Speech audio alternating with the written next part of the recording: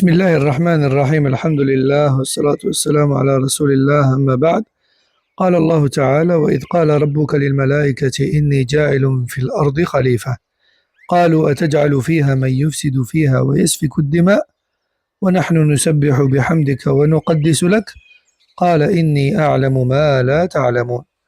Donc Allah subhanahu wa ta'ala dit dans le verset 30 de Sourate Al-Baqarah, ce qui a pour sens: lorsque ton Seigneur dit aux anges, je vais établir sur terre un lieutenant, c'est-à-dire un vicaire, un successeur aux créatures précédentes. Les anges dirent, vas-tu y placer quelqu'un qui y répandra la corruption et fera couler le sang, tandis que nous te glorifions par tes louanges et proclamons ta sainteté. Et en gros, nous proclamons ta perfection. Allah dit, en vérité, je sais ce que vous ne savez pas.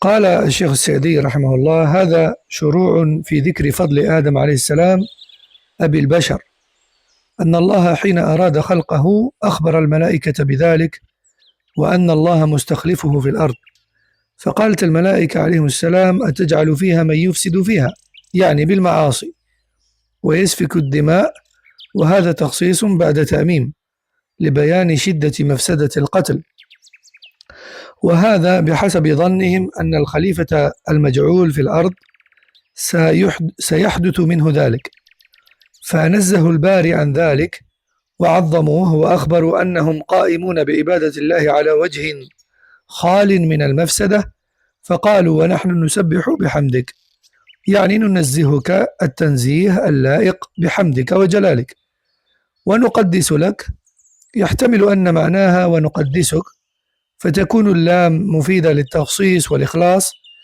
ويحتمل أن يكون ونقدس لك أنفسنا، يعني نظهرها بالأخلاق الجميلة كمحبة الله وخشيته وتعظيمه، ونطهرها من الأخلاق الرذيلة. قال تعالى للملائكة: إني أعلم، يعني من هذا الخليفة، ما لا تعلمون، لأن كلامكم بحسب ما ظننتم، وأنا عالم بالظواهر والسرائر، وأعلم أن الخير الحاصل بخلق هذا الخليفة أضعاف ما في ضمن ذلك من الشر، فلو لم يكن في ذلك إلا أن الله أراد أن يجتبي منهم الأنبياء والصديقين والشهداء والصالحين، ولتظهر آياته للخلق، ويحصل من العبوديات التي لم تكن تحصل بدون خلق هذا الخليفة كالجهاد وغيره، وليظهر ما كمن في غرائز بني آدم من الخير والشر بالامتحان، وليتبين عدوه من وليه وحزبه من حربه، وليظهر ما كمن في نفس إبليس من الشر الذي انطوى عليه واتصف به، فهذه حكم عظيمة يكفي بعضها في ذلك. Donc, ceci marque en fait le début dans le Coran de la mention du mérite de Adam alayhi salam, le père de l'humanité. Allah va commencer à parler de Adam alayhi salam. Et quand Allah a voulu le créer, il a informé les anges. Il leur a fait savoir qu'il allait en faire un lieutenant et un successeur sur terre. Et les anges ont dit: vas-tu y placer quelqu'un qui y sèmera la corruption par les péchés et qui versera le sang? Et en fait, cette expression est une spécification après une généralité, pour souligner la gravité particulière du meurtre. Il aurait pu se suffire de dire qu'il va semer la corruption sur terre, parce que faire couler le sang, ça fait partie de la corruption sur terre. Mais il a précisé ensuite: et verser le sang. Et ça, c'est comme pour dire: et parmi les plus graves des péchés commis sur terre, il y a le fait de verser le sang. Et en fait, les propos des anges précités reposent sur le fait qu'ils supposaient que ce futur lieutenant, ce futur successeur sur terre, qui est Adam, allait justement avoir ce comportement-là et qu'il allait faire du mal. Et c'est pour ça que les anges ont glorifié Allah subhanahu wa ta'ala en disant, tandis que nous te glorifions par tes louanges et proclamons ta perfection. C'est-à-dire nous te purifions, ou plutôt nous célébrons ta pureté de toute imperfection d'une manière qui convient à ta louange et ta majesté. Non. Quant à la phrase « et nous te sanctifions », elle peut avoir deux sens. Soit ça veut dire « on te voue un culte exclusif et sincère hein », c'est-à-dire la dévotion exclusive. Ou alors ça peut vouloir dire « nous proclamons ta pureté de tout défaut ». Hein, nous proclamons ta pureté de tout défaut. Et Allah Jalla wa Ala leur a répondu « je sais ce que vous ne savez pas ». Parce que vos paroles se basent sur vos suppositions. Tandis que moi, je connais les choses apparentes et cachées. Et je sais que le bien qui découlera de la création de ce successeur est bien plus grand que le mal que vous redoutez. Et même s'il n'y a que ça comme sagesse, eh bien, ça aurait suffi. Le fait qu'Allah choisisse parmi eux des prophètes, et le fait que Adam a été la cause d'une descendance qui contient des prophètes. Déjà, c'est énorme. Le fait que Adam a une descendance qui contient des véridiques, des martyrs, des vertueux, c'est énorme. Et que certaines formes d'adoration apparaîtront qui n'auraient pas pu exister sans Adam et sa descendance, telle que la lutte dans le sentier d'Allah. La création d'Adam et de sa descendance a également servi à faire la distinction entre les alliés d'Allah et ses ennemis. La création d'Adam a permis également de dévoiler la vraie nature cachée de Iblis et le mal qu'il portait en lui. Et toutes ces sagesses, et plus encore, prouvent que c'était finalement un grand bien de créer Adam alayhi salam. Et d'ailleurs, même une seule d'entre elles aurait suffi, comme sagesse. ثم قال تعالى وعلم آدم الأسماء كلها ثم عرضهم على الملائكة فقال أنبئوني بأسماء هؤلاء إن كنتم صادقين. Ensuite, dans le verset 31, il dit Allah a enseigné à Adam les noms de toutes choses.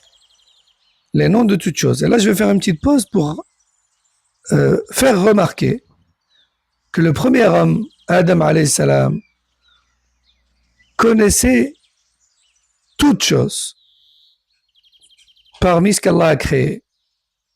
Et il en connaissait même les noms. Contrairement à ce que prétendent beaucoup de gens, à savoir que l'homme était ignorant à 100%, puis qu'il a découvert petit à petit les choses à travers le temps. Comme on dit, l'âge de pierre, l'âge de bronze, l'âge de ceci, l'âge de cela. Eh bien non. Allah Azza wa Jal a appris à Adam alayhi salam toutes choses ainsi que leur nom. Hein? Donc, Allah a appris à Adam tous les noms de toutes choses, puis il les présenta aux anges et leur dit, informez-moi, tiens, des noms de ces choses, si vous êtes véridiques. ثم لما كان قول الملائكة عليهم السلام فيه إشارة إلى فضلهم على الخليفة الذي يجعله الله في الأرض أراد الله أن يبين لهم حكمة الله وعلمه فعلم آدم الأسماء كلها يعني أسماء الأشياء وما هو مسمى بها فعلمه الاسم والمسمى يعني الألفاظ والمعاني حتى المكبر من الأسماء كالقسعة والمصغر كالقصيعة ثم عرضهم يعني عرض المسميات على الملائكة امتحانا لهم هل يعرفونها أم لا فقال أنبئوني بأسماء هؤلاء إن كنتم صادقين في قولكم وظنكم أنكم أفضل من هذا الخليفة. Donc ensuite, puisque les paroles des anges comportaient une allusion à leur supériorité sur Adam, alayhi salam, eh bien Allah les a mis à l'épreuve et il leur a démontré le mérite de Adam alayhi salam pour qu'ils reconnaissent sa supériorité et la perfection de la sagesse et de la science d'Allah Jalla wa Ala. Et donc, il a enseigné à Adam alayhi salam tous les noms, c'est-à-dire les noms des choses et ce qu'elles désignent. Il lui a appris les mots et leur signification. Alors des plus grands noms, comme par exemple la grande coupe, c'est un exemple, hein, au plus petit nom, comme la coupelle. Ensuite, il les présenta aux anges. Il présenta ces objets, ces choses et ces créatures aux anges. Il leur montra les objets désignés par ces noms, comme une épreuve pour voir s'ils les connaissaient ou non. Et puis, il leur a dit, informez-moi des noms de ces choses, si vous êtes véridiques. C'est-à-dire, si vous êtes sincère dans votre prétention que vous êtes mieux et supérieur à Adam, alors allez-y. Citez-moi les noms de ces créatures que vous avez devant vous et que Adam connaît, si vraiment vous êtes mieux que lui. قالوا سبحانك لا علم لنا إلا ما علمتنا إنك أنت العليم الحكيم. Et les anges ont répondu, ce qui a pour sens, gloire à toi, nous n'avons de savoir que ce que tu nous as enseigné. On ne sait rien d'autre que ce que tu nous as appris. C'est toi certes l'omniscient, le sage. قالوا سبحانك يعني ننزهك من الاعتراض منا عليك ومخالفة أمرك لا علم لنا بوجه من الوجوه إلا ما علمتنا إياه فضلا منك وجودا إنك أنت العليم الحكيم. العليم الذي أحاط علما بكل شيء فلا يغيب عنه ولا يعزب مثقال ذرة في السماوات والأرض ولا أصغر من ذلك ولا أكبر.